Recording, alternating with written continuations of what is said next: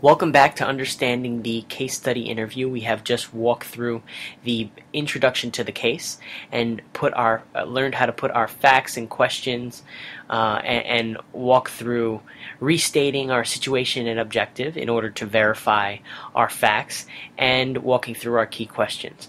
We came up we identified our key objectives, which is to come up with the value of the store and also have a 20% return on investment, and I put it in the center so that it is our core focus. So next, what we will do is we will frame our approach for our analysis in asking the questions. So first, let's look at the value of the store.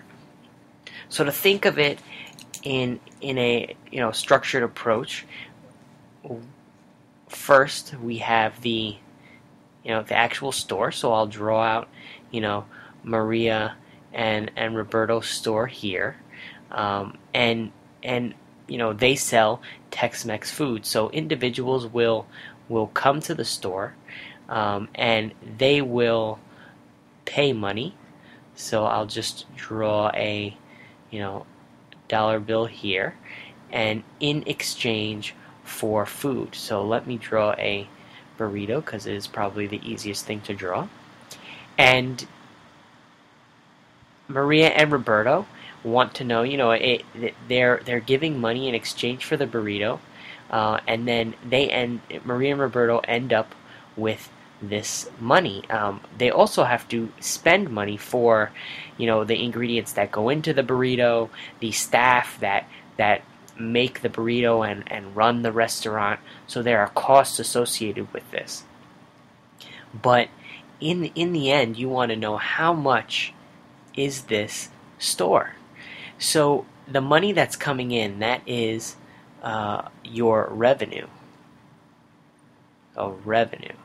And then the money that is spent running the business and also that goes into the ingredients is the cost. So you see I put minus the cost because the money that comes in, you have to spend some of it on your costs. Let's say you borrow, you put it all on a credit card, and after you sell your burrito, you have to pay off all your costs. So the money that's left over, is the value. Is this value of what you're making? And this is known as the profit. So your revenue minus cost equals profit is your framework for this problem. 1, 2, and 3. So you'll walk through, understanding the revenues and asking key questions to estimate what this is, understanding the costs, asking key questions to estimate what that is, and then calculating the profit. So this is overall how you would come up with your approach. You notice in this problem is very specific to the value of the store. If the objective was different, you would probably have a different approach. So I will put that up here. First A, we will ask about our revenue. B will ask about our costs, and then C, we will calculate the profit because we have both of them. The next portion that we will focus on is this 20% return on investment. So first, what is return on investment? Return on investment it's expressed in a percentage, but it is the final value minus the original value or original cost, or total cost you could say. So let's put total cost divided by the total cost. So it is expressed as a percentage.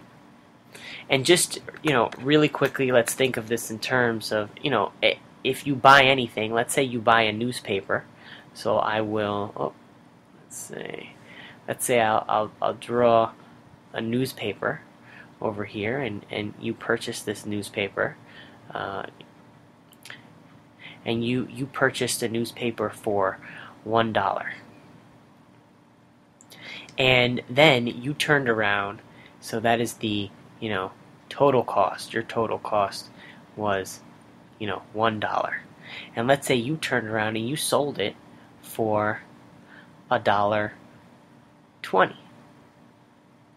So your final value, which is $1.20, minus your total cost, which was, $1. Let's say, you sold it very quickly, so, your time was free. And so there was no other cost incurred. There was no transportation or any of that. Divided by your, total costs, which was $1. And then this equals 20%. So that's an example. Your return on investment for buying this paper, turning around and selling it for, for 20 cents ended up being 20%. So this is an example of return on investment. So just make sure that after you come up with the profit, and you understand, then you have to, to understand a value of how much you would pay for this, you keep in mind your return on investment formula, so that you are able to consider that in your final answer. So next, we will go through our framed approach step by step, reviewing the revenue, costs, profit, before going into our final calculations of the analysis. See you in the next video.